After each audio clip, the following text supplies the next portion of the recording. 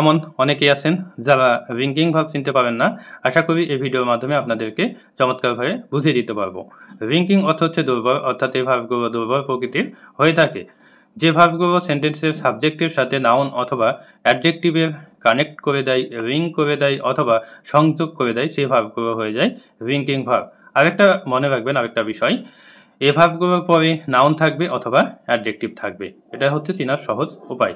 He is a teacher, সে একজন শিক্ষক। তো দেখেন এই বাক্যে হি এবং আ টিচার একই ব্যক্তি, এবং হি সাবজেক্টের সাথে আ টিচারের কিন্তু সংযোগ করে দিয়েছে, অর্থাৎ নাউন আ টিচারের সংযোগ করে দিয়েছে সাবজেক্ট হি এর সাথে ইজ, এই জন্য ইজ হচ্ছে রিঙ্কিং ভার্ব।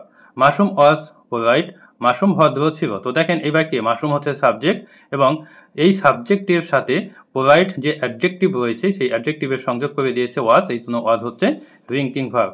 Honey taste sweet.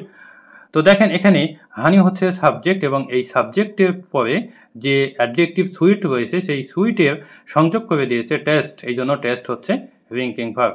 এবং আরেকটা বিষয় দেখেন, ইজের পরে আ টিচার অর্থাৎ নাউন রয়েছে, ওয়াজের পরে পোলাইট যে অ্যাডজেক্টিভ রয়েছে, টেস্টের পরে সুইট অ্যাডজেক্টিভ রয়েছে। হ্যাঁ, এই জন্য এদিক থেকে বিবেচনা করেও আপনারা বলতে পারেন ইজ, ওয়াজ এবং টেস্ট হচ্ছে রিঙ্কিং ভার্ব। Thank you.